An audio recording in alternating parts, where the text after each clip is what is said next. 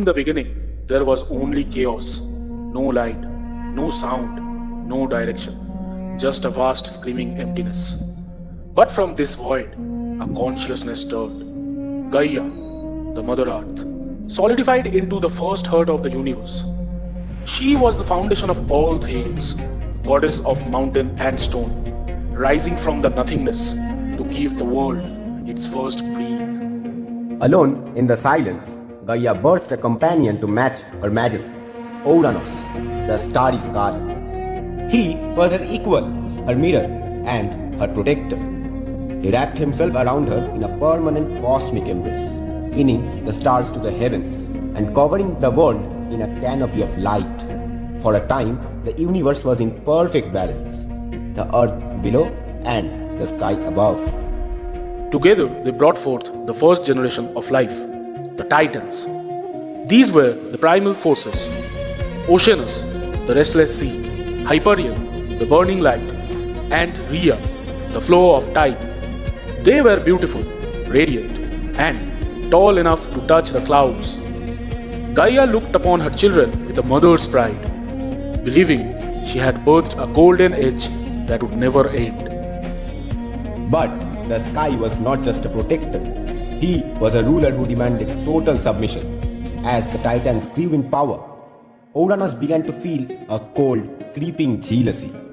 He didn't just want to watch over the earth, he wanted to own it. He began to fear that the very children he helped create might one day look higher than his stars and challenge his throne. The golden age is about to crack. Gaia is pregnant again. But the children stirring within her are not beautiful titans. They are something much darker. And Ouranos is prepared to do the unthinkable to keep his crown. What monsters are about to be born, and how will Gaia react when her husband turns into a titan? The saga has just begun. Subscribe now and hit the bell so you don't miss the episode 2, Prison of the Abyss, as we journey deeper into the darkest secrets of the ancient world. For eons, Gaia had known only the rhythmic peace of the seasons. But now, deep within her tectonic home, a new kind of life was clawing for the surface.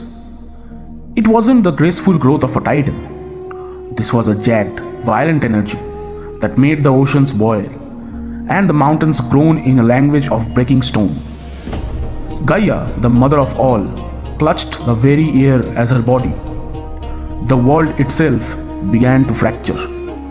Something massive was coming, and it was not coming in peace. Then the crust of the world shattered.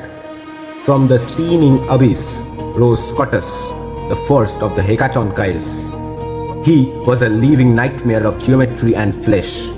50 heads sprouted from his massive shoulders, each one screaming a different, deafening note of primal confusion.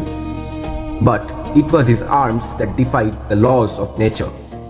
100 muscular limbs, each ending in a hand strong enough to crush a mountain into dust. He was a storm of bone and sinew, reaching upward, desperate for the light. High above, Ouranos, the king of the starry sky, looked down. He did not see a sun, he saw a deformity. To a king who valued the perfect silent order of the constellations, Chronos was a chaotic stain on his creation. As the 100 hands of the giant reached towards the clouds, trying to touch the father who has served him, Ouranos felt a wave of cold revulsion. The sky didn't just see a monster, he saw a rival, a creature with enough hands to tear the stars right out of the firmament. The air grew thin and heavy. The sunlight was choked out as Ouranos descended, his presence darkening the world like a solar eclipse. He stood over his flailing, many-headed son, his face a mask of starlit stone. The father did not reach down to help his child stand. Instead, he raised a head of infinite shadow. For the first time in the history of the universe, a father looked at his child and saw something that needed to be erased. Otus is only the first. Two more brothers, even more powerful, are still struggling to breathe. But their father has already decided their fate. Will Gaia allow her husband to strike down their own blood? The tragedy of the first stage is just beginning. Subscribe and hit the bell so you don't miss episode 4, The Abyssal Strike, where we witness the creation of world's first prison. As the infant, giant Otus reached his 100 hands toward the heavens, he did not find a father's embrace. Instead, the sky itself seemed to thicken and curdled into a bruised, suffocating purple. Ouranos, the king of the starry vault, descended. He did not walk upon the earth, he crushed the very air beneath him. To the young Hecatoncheires, his father was a beautiful map of constellations. But as Ouranos drew closer, those stars turned into cold, piercing eyes of judgment. Ouranos looked down at the 50 weeping faces of his son. He saw the twitching of 100 fingers and heard the discordant screams of a being that defied his sense of perfect order. To the sky, this was not life. It was an insult. A king who ruled through absolute symmetry could not tolerate a prince of chaos. The air grew cold, turning the moisture in the atmosphere into sharp, jagged frost as Ouranos raised a hand of infinite night. Without a word of warning, the king struck. It wasn't a blow of anger, but one of erasure. His hand, heavy with the weight of the entire firmament, pressed down upon the giant's 50 heads. The ground beneath Otus didn't just crack, it surrendered. The tectonic plates groaned in agony as a jagged, bottomless rift tore open in the crust of the vault. The 100 hands clawed desperately at the edges of the cliff. But the sky was relentless, pushing his own blood into the dark. Otus fell. He fell past the roots of the mountains and into the throat of the world, the abyss of Tartarus. This was a place where light had never been permitted to go, a damp, silent grave for the living.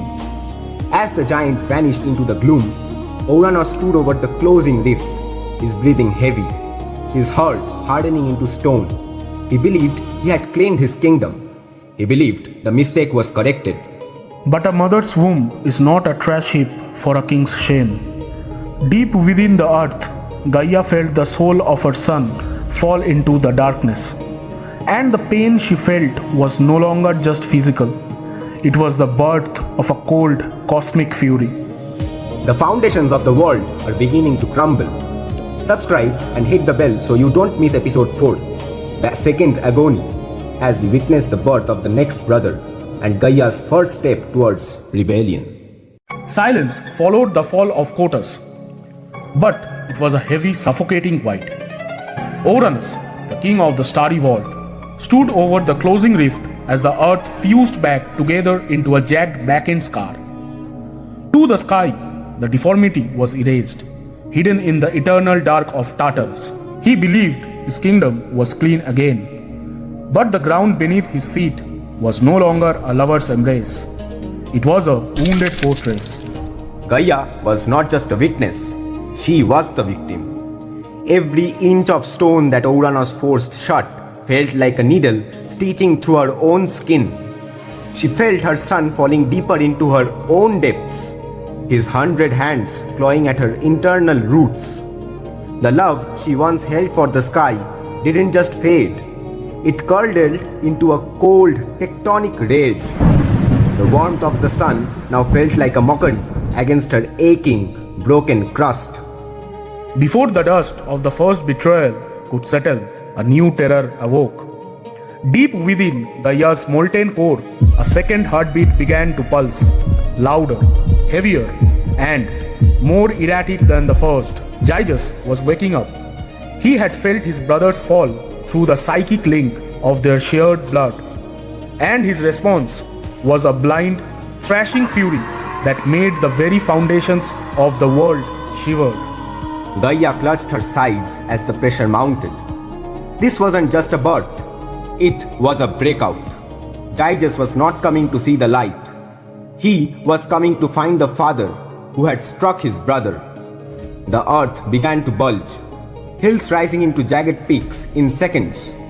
The sky looked down, his eyes narrowing into cold points of light. The cleansing of his universe was far from over.